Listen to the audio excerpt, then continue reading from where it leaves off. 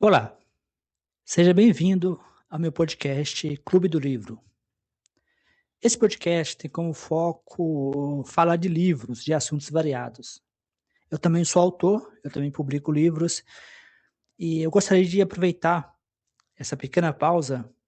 Em breve nós vamos retornar ao episódio para falar brevemente do meu lançamento mais recente. O meu livro mais recente se chama Albert Einstein, O Paradoxo de Einstein. O Paradoxo de Einstein é um livro que nasce de citações falsas que geralmente circulam nas redes sociais. Mais especificamente, o livro nasceu de uma citação falsa sobre o ateísmo, no qual Albert Einstein chamaria os ateus de fanáticos, né? Então eu decidi fazer uma verificação. Será que Einstein realmente chamou os ateus de fanáticos? No processo de escrita, eu acabei encontrando muita coisa interessante. Eu cheguei à conclusão de que valeria a pena lançar um livro. Então eu lancei o livro para poder explicar todo o contexto. Eu, na verdade, a resposta mais simples é que Einstein não era religioso, não era crente, e Einstein também não era ateu. Mas eu acredito nisso, e o livro ele tem como objetivo documentar isso, que a resposta por trás é muito mais interessante do que simplesmente uma resposta binária. Porque a mente, uma das mentes mais racionais de todos os tempos, mas pelo menos a gente pode dizer que foi o maior cientista do seu tempo, do século XX, porque o criador da teoria da relatividade, o símbolo máximo da racionalidade, o símbolo máximo da ciência, o garoto propaganda da ciência, se recusava veementemente, não aceitava o rótulo de ateu. E da mesma forma, porque ele também não aceitava o rótulo de crente. Se Einstein acreditava em Deus, o Deus de Spinoza, por que então ele não era crente? O livro, ele busca responder essa pergunta, mas ele faz de forma contextual, né? A gente faz uma viagem pelo contexto que Albert Einstein viveu. A gente entende, através de Bertrand Russell, que é um contraponto de Einstein, por que algumas figuras intelectuais, como Bertrand Russell, decidiram assumir o ateísmo publicamente do seu tempo. E por que Einstein foi muito receoso? Será que o receio de Einstein era meramente político? Era meramente medo de perseguição por parte dos religiosos? Ou se Einstein realmente tinha alguma coisa por trás que o levava a rejeitar o ateísmo e aceitar o Deus de Spinoza? Então, fica o convite. O livro está disponível na Amazon. Em breve, vocês terão os formatos impressos. O audiolivro já está disponível, para quem quiser ouvir o audiolivro. Eu estou fazendo pequenos ajustes no audiolivro, mas vocês já podem ter acesso ao audiolivro. Então, vamos retornar ao episódio. Espero que tenham gostado da dedicação e espero também que o episódio que vocês estão assistindo seja bastante interessante. Então, bom aprendizado e bons estudos. Olá e bem-vindos a mais um Mergulho Profundo. Eu sou a sua apresentadora e estou muito animada para o papo de hoje. Olá a todos, eu sou o especialista que vai acompanhar vocês nessa jornada. E olha, o tema de hoje é fascinante. Com certeza, porque, assim, a maioria das pessoas acha que Galileu foi trancafiado pela Igreja Católica simplesmente porque olhou por um telescópio, né? Uhum. A clássica história da maçã caindo na cabeça, só que com astronomia. Exato. Viu que a Terra girava em torno do Sol, provou que a Bíblia estava errada e pronto, fim de papo. Mas e se a maior preocupação da instituição naquela época não fosse exatamente proteger Deus? Peraí, não era sobre Deus? Não. E se fosse sobre proteger as ideias de um filósofo grego pagão que já estava morto há mais de 1500 anos? Nossa, essa é uma reviravolta histórica que quase ninguém percebe, sabe? A narrativa que chegou até a gente foi, muito pasteurizada. Totalmente. Transformou tudo numa briga super simples de cientistas iluminados e pacíficos contra vilões dogmáticos. Mas a realidade não era uma marcha linear bonitinha em direção à luz. Tava mais por um campo de batalha, né? Um campo burocrático e implacável. E é exatamente esse território denso que a gente vai mapear neste nosso mergulho profundo de hoje. E para isso, vamos usar o livro Ciência e Religião, um diálogo impossível, do historiador Yves Gingras. As fontes que temos baseiam-se em trechos fascinantes dessa obra. Isso. A missão dessa nossa análise é desvendar como a ciência teve que, de fato, lutar com unhas e dentes para conquistar a sua autonomia. A gente precisa desmistificar essa ideia contemporânea, muito confortável, de que a ciência e a religião sempre conviveram em perfeita harmonia. O grande ponto de virada aqui, a chave para entender todo o livro do Gingras, é a diferença entre o indivíduo e a instituição. Como assim? Tipo, quando olhamos para a história, é fácil apontar para cientistas específicos e dizer, olhe, Isaac Newton escrevia mais sobre teologia do que sobre física. Nossa, pior que é verdade. Ou o Einstein, né? Exato. Albert Einstein falava sobre um sentido cósmico e panteísta. Quer dizer, a fé íntima e pessoal existia de fato. Sim, com certeza. Mas a tese central é que essa batalha histórica nunca foi sobre o que o cientista acreditava no silêncio do seu coração. O conflito real era uma disputa brutal de jurisdição. De poder mesmo, né? De poder. Quem tinha o direito institucional de explicar a realidade física?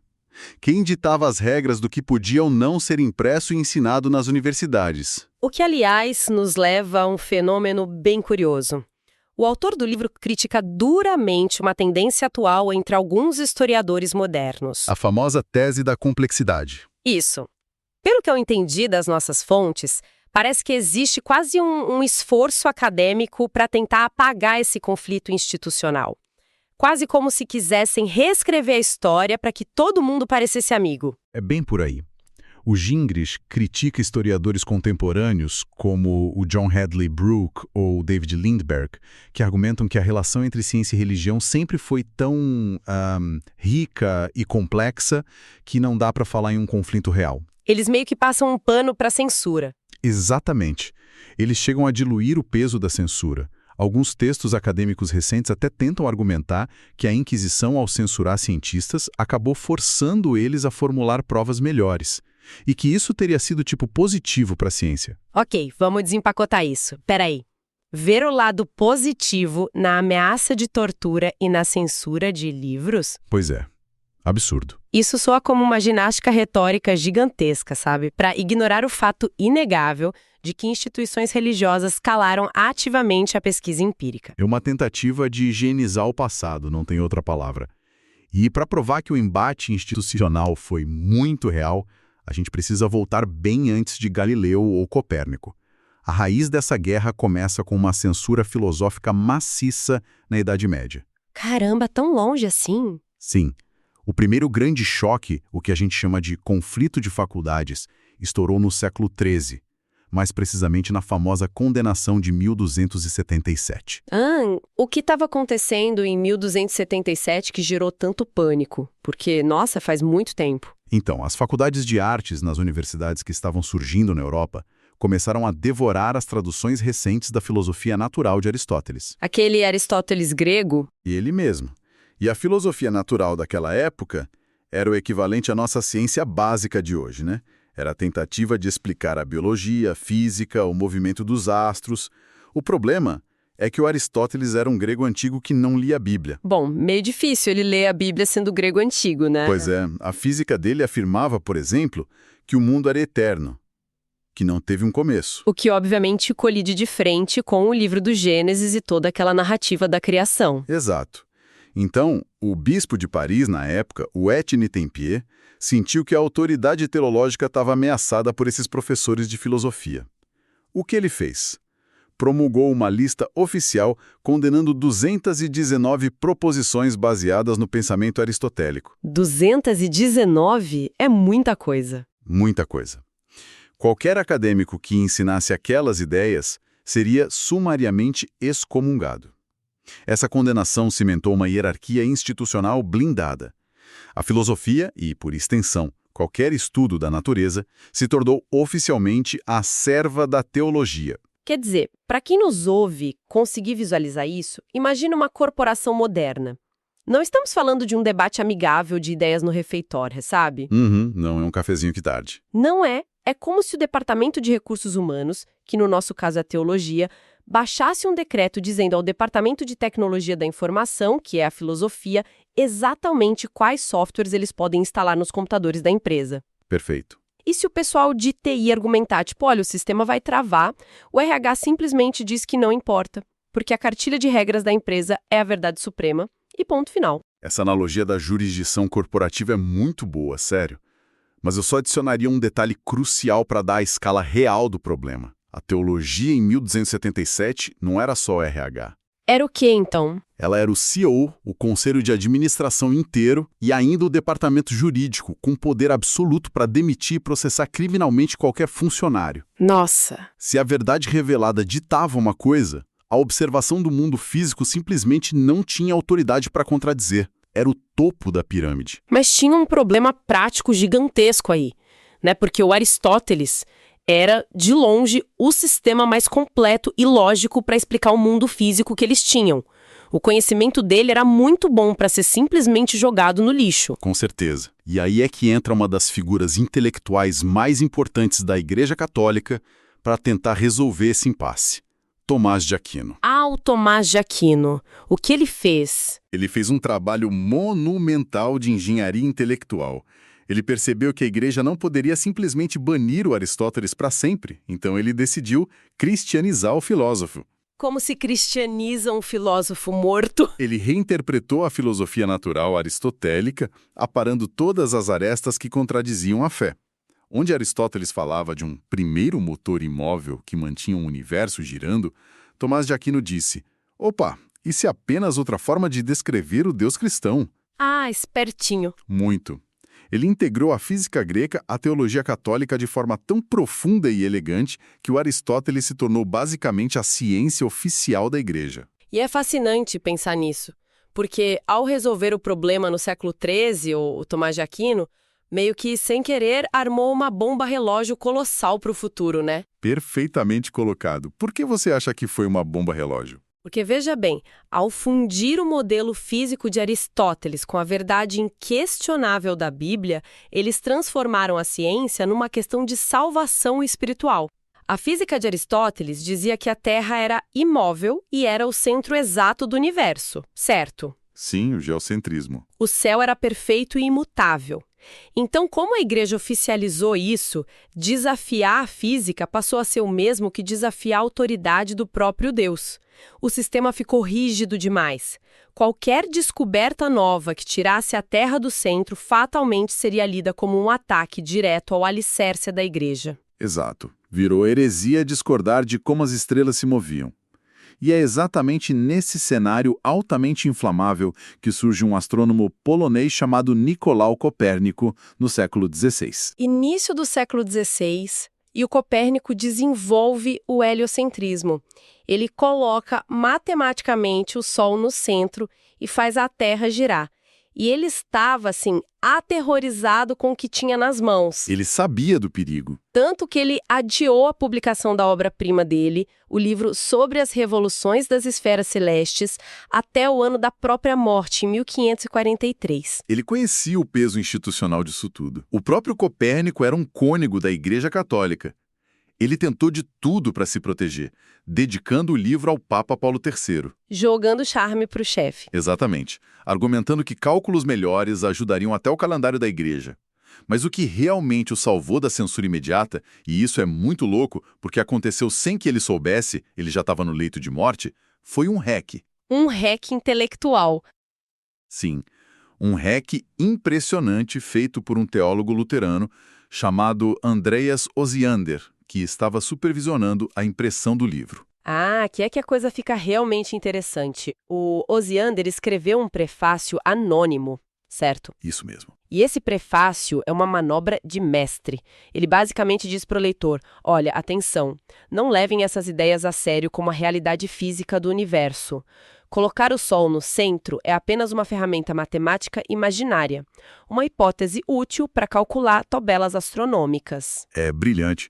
O Osiander criou ali uma brecha genial na própria maneira como a gente define o que é a verdade.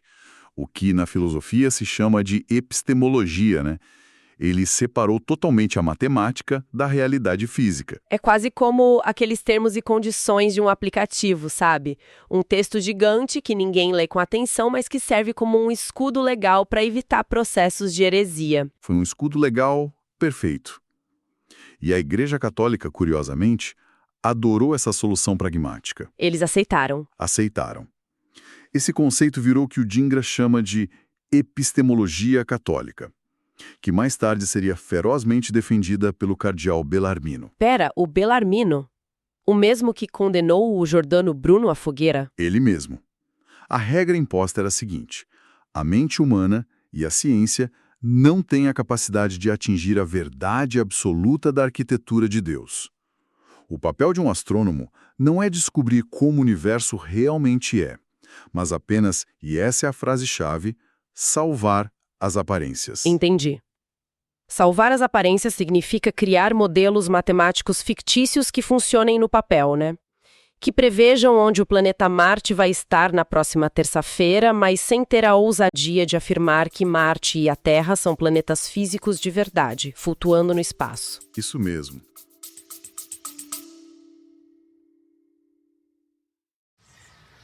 Olá a todos. Nesse vídeo eu gostaria de convidar vocês a conhecer, né, os meus livros, né, são vários, mas aqui eu vou mostrar para vocês 2 livros que estão impressos, né, que eu imprimi. Um deles é de Bíblia, né, a Fábrica de Absurdos, né. Esse livro basicamente fala da história de Jesus visto de um ponto de vista cético, né, visto de um ponto de vista de teoria da evolução.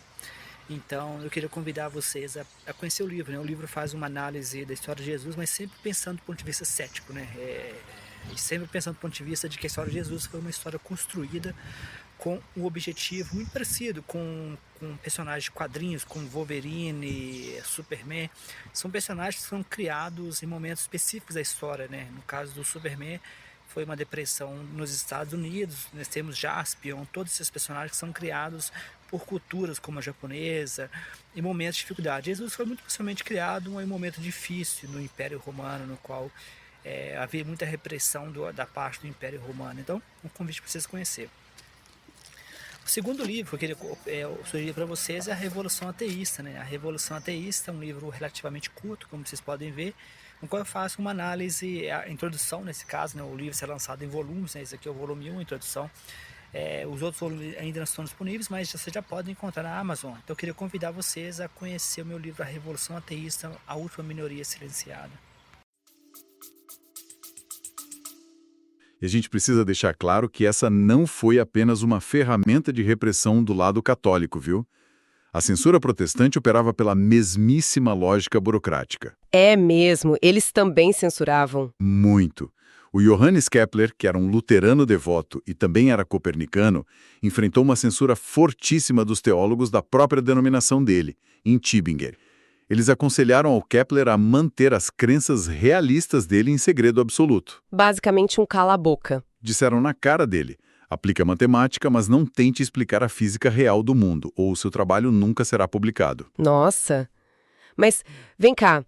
Se o Osiander entregou essa brecha perfeita do prefácio e o livro do Copérnico circulou livremente por mais de 70 anos, enquadrado como apenas uma ferramenta de cálculo, como foi que a gente chegou na máquina de censura proibindo o livro?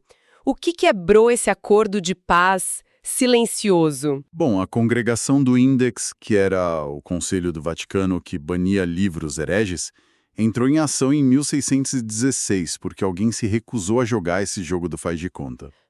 O Galileu. O próprio Galileu Galilei.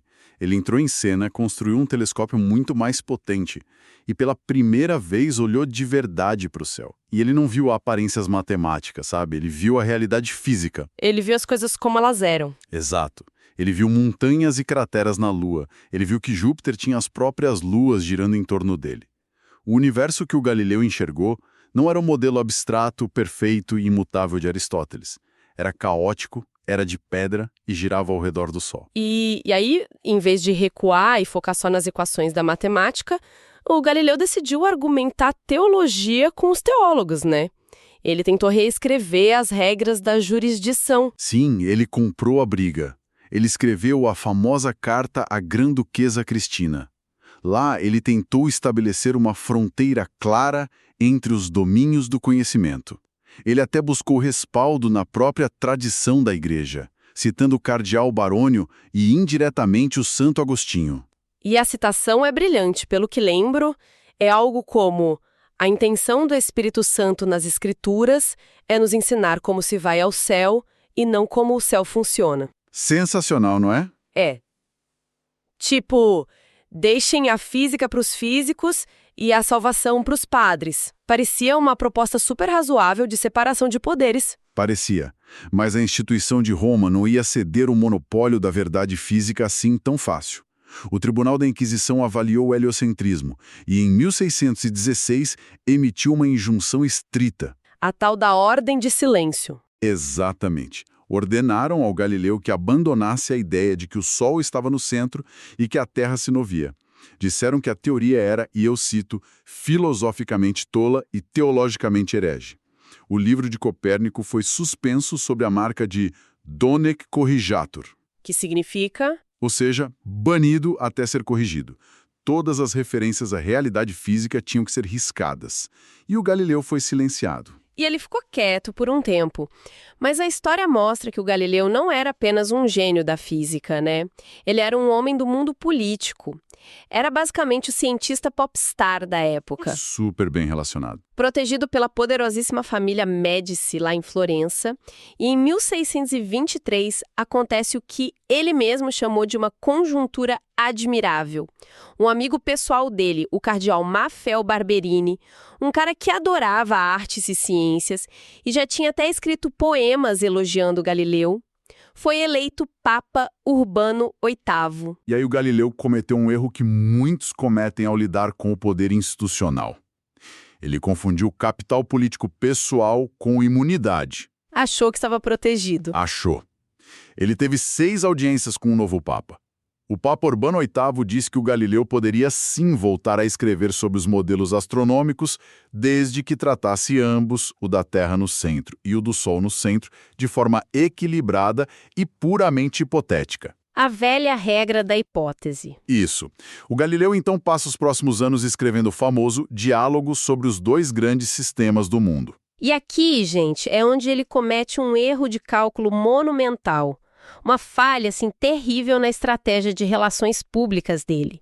Porque, a mando do Papa, o Galileu tinha que incluir no final do livro um argumento teológico específico. O argumento da onipotência de Deus. Exatamente. A ideia de que Deus poderia fazer as marés subirem e os astros girarem de maneiras que o cérebro humano jamais conseguiria compreender, o que tornaria inútil a presunção humana de afirmar a verdade física.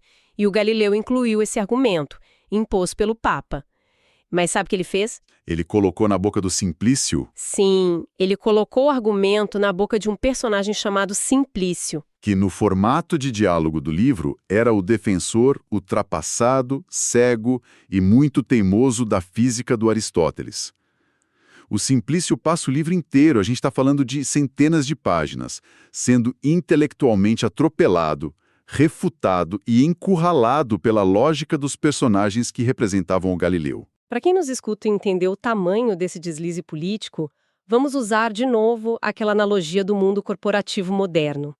É como se o CEO gigantesco de uma multinacional aprovasse pessoalmente o seu projeto, mas dissesse: olha, você pode publicar o relatório, mas a conclusão final deve incluir a minha filosofia pessoal sobre negócios. E você obedece. Você escreve o relatório brilhante, de 500 páginas, mas aí na última folha, você pega a citação exata do CEO, coloca na boca do estagiário mais incompetente da empresa, batiza o estagiário de simplório e publica o documento para o mundo inteiro ler. Meu Deus, exatamente isso. Não foi apenas um erro de comunicação científica, foi um suicídio corporativo e político.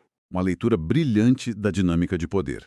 O Papa Urbano VIII sentiu-se pessoalmente ridicularizado e traído. A reação não foi a de um amigo magoado, foi a de um monarca absoluto cuja autoridade foi desafiada em público. E aí a Inquisição foi acionada. Com força total. A burocracia pesada da Inquisição acordou. Aquele documento de 1616, que proibia o Galileu de tocar no assunto, foi puxado dos arquivos e o cenário para o infame julgamento de 1633 estava montado. E foi um processo esmagador para quebrar o homem, né? Não para debater a ciência, de fato. De jeito nenhum. O Galileu tinha quase 70 anos, estava com a saúde frágil, ele foi levado a Roma e enfrentou aquela maquinaria de terror burocrático. O tribunal, inclusive, mostrou os instrumentos de tortura para ele. Ameaça direta. Exigiram submissão total. Ele foi forçado a se ajoelhar e ler uma abjuração formal, renegando publicamente o heliocentrismo e jurando que sempre detestaria os próprios erros. O diálogo foi proibido, ele não foi queimado na fogueira, mas foi condenado à prisão perpétua, que depois foi convertida em prisão domiciliar. E olha, como as cartas dele revelam, havia um pesar profundo ali. Ele assinava as cartas de um jeito peculiar, não é? Sim, ele frequentemente assinava dizendo, da minha prisão em Arcetri. Nossa, é o retrato doloroso do que acontece quando o poder institucional e a força bruta decidem quem está certo sobre as leis da física. Mas há uma ironia fundamental nessa história toda. Qual? A Inquisição podia trancar o maior cientista da Europa numa casa, podia proibir os livros, mas o telescópio já existia. Você não consegue desinventar uma ferramenta ou forçar o mundo inteiro a ignorar que Júpiter tem luas, sabe? Independentemente de quantos papéis o tribunal carimbe. E é aqui que as fontes mostram a segunda metade dessa guerra, o longo e arrastado recuo da instituição religiosa. E a retirada foi incrivelmente lenta. Para a gente ter ideia do atraso nessa resposta burocrática, as obras de Copérnico e Galileu permaneceram no Índex de Livros Proibidos por séculos. A Igreja só permitiu formalmente o ensino da Terra em movimento em 1822. Século XIX. E só tirou os livros da lista de censura em 1835. Quer dizer, muito depois do Galileu morrer. E lembra daquele famoso discurso do Papa João Paulo II reabilitando o Galileu? Lembro. Quando foi isso? Ocorreu apenas em 1992. Gente, 1992. Outro dia. E o pior é que, mesmo em 92, o documento da comissão tentava sugerir que o Galileu tinha sido precipitado, argumentando que ele não tinha, na época, provas irrefutáveis do movimento da Terra. O que, para ser sincera, mostra uma incompreensão gigante de como a própria ciência funciona, né? Porque cientistas não sentam no laboratório esperando uma prova irrefutável e divina cair do teto. A ciência opera pela construção do melhor modelo que consegue explicar e prever as evidências disponíveis. É um processo gradativo de aproximação da realidade. Perfeito. Enquanto as instituições religiosas lutavam esse combate de retaguarda, perdendo terreno década após década, os cientistas começaram a criar uma nova estrutura de defesa formidável, algo que garantiu a independência permanente deles. Sim. Nas nossas fontes, o Gingras detalha bem esse escudo. É o que ficou conhecido como naturalismo metodológico. É uma mudança profunda na própria regra do que constitui o conhecimento válido. O naturalismo metodológico exigiu uma separação estrita na mente de todos os cientistas. Como assim uma separação? Uma divisão entre o que eles chamam de contexto de descoberta e o contexto de justificação. Isso só um pouco acadêmico demais. Como funcionavam esses dois contextos na prática? É simples. O contexto de descoberta é a faísca inicial. É o que motiva um cientista a investigar o mundo. Pode ser qualquer coisa. O cientista pode ser motivado por uma intuição genial, um sonho maluco, ou até mesmo por uma fé religiosa profunda de que Deus escreveu o universo em linguagem matemática. Ninguém controla a sua inspiração íntima. Tá, e o de justificação? O contexto de justificação é o filtro da comunidade científica. É como você vai provar sua teoria para os seus colegas que podem vir de diferentes culturas e crenças. E a regra de ouro que foi cimentada aí é: causas sobrenaturais ou milagres estão definitivamente banidos das explicações. Entendi. O naturalismo exige que os fenômenos naturais sejam explicados exclusivamente por causas naturais. E isso nos leva à história impressionante de como grandes nomes abandonaram a tentativa de usar Deus como um tapa-buraco científico. Newton é um ótimo exemplo disso. Sim, o Isaac Newton, que era um homem profundamente religioso, a física e a matemática que ele desenvolveram eram brilhantes, mas na época as equações dele apontavam para uma instabilidade. Ele não conseguia explicar por que os planetas do sistema solar não se chocavam uns contra os outros por causa da atração gravitacional acumulada. E qual foi a solução dele? O famoso Deus das lacunas.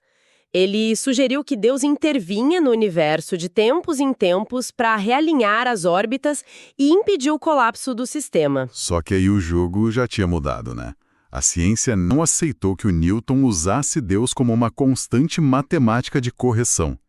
100 anos depois, o Pierre-Simon Laplace, que era um matemático e astrônomo francês, trabalhou em cima dessas equações e conseguiu explicar a estabilidade mecânica do sistema solar, Usando só gravidade. usando apenas a lei da gravitação universal, sem nenhum reajuste divino. Quando Laplace apresentou a obra dele para o Napoleão Bonaparte, diz a lenda que o Napoleão perguntou: onde está o papel do Criador nesse sistema todo? E a resposta dele é icônica. A resposta entrou para a história. Ele disse: eu não precisei dessa hipótese. Como Golpe de mestre na definição dos limites. A comunidade científica, coletivamente, simplesmente parou de utilizar os milagres. E não foi só na astronomia. A biologia e a geologia fizeram o mesmo caminho. o Buffon, por exemplo. Isso. O naturalista Buffon propôs que o estudo da idade da Terra deveria ser desvinculado de qualquer menção ao dilúvio de Noé. A geologia passaria a ser ditada por observações empíricas de fósseis e camadas de rocha, e não por cronologias bíblicas. Essa virada também ecoou na filosofia com o Baruch Spinoza. Grande Spinoza. Ele disse brilhantemente que invocar a vontade de Deus para explicar por que uma pedra caiu e quebrou um telhado não é ciência. É apenas buscar o refúgio na nossa própria ignorância. Fantástico. O que o Spinoza e esses cientistas estabeleceram foi a autonomia real. E, olha, a lição principal de toda essa jornada brutal que começamos lá em 1277 e terminamos no século XIX é a seguinte: a ciência, como instituição, não teve o objetivo focado em provar que Deus não existe ou em destruir a religião individual das pessoas. Não era uma cruzada contra a fé. De forma alguma. O que a ciência precisou fazer foi criar uma escotilha de escape epistemológica. Mesmo cientistas dos séculos mais recentes, que eram extremamente católicos ou protestantes na sua vida pessoal, quando sentavam para escrever um artigo de física ou biologia, sabiam das regras.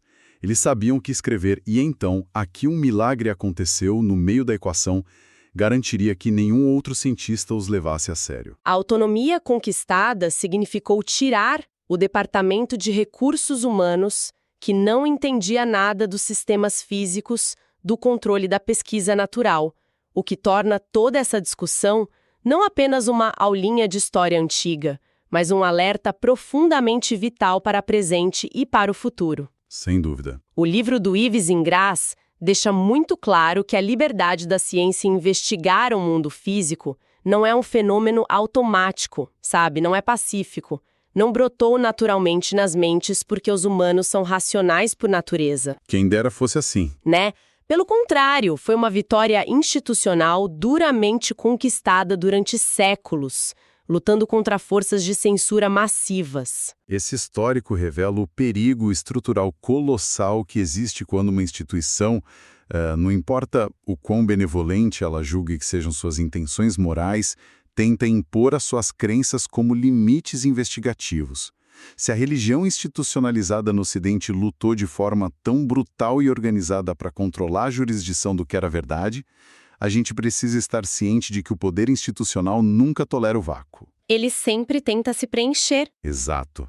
O desejo de controlar o que se pode conhecer não desapareceu. Ele apenas muda de mãos e de roupagem. O que nos deixa com uma pergunta central e, eu diria, bem incômoda para trazermos esse debate para o aqui e o agora. Se no passado os bispos e a Inquisição detinham a caneta da censura que definia a realidade aceitável, quem são os censores de hoje? Quais são as grandes forças e instituições do nosso tempo que estão herdando esse papel de ditar os limites do conhecimento? Essa é a grande questão para quem nos ouve. Podem ser gigantes corporações de tecnologia que controlam silenciosamente os fluxos de informação. Podem ser mega fundos financeiros que ditam, de acordo com ideologias ou com lucros, quais pesquisas climáticas recebem investimento e quais são descartadas. Ou até governos autoritários que subordinam os dados científicos à propaganda de Estado. Alguém sempre tenta assumir o antigo papel de teólogo da nossa era, né? Alguém ou algum conselho invisível de diretores. O controle está sempre espreitando. Verdade. Nós não somos mais amordaçados pela condenação de Aristóteles de 1277, mas os mecanismos de poder continuam lutando para controlar as narrativas. Uma reflexão e tanto para o nosso público levar adiante após conhecer o verdadeiro campo de batalha pelo conhecimento. Fiquem atentos a quem tenta definir os limites da sua curiosidade. Continue questionando as lentes através das quais enxergam o mundo, as fontes do que a sociedade considera verdade indiscutível. E preste muita atenção aos filtros institucionais invisíveis que ainda tentam ofuscar a visão do seu telescópio.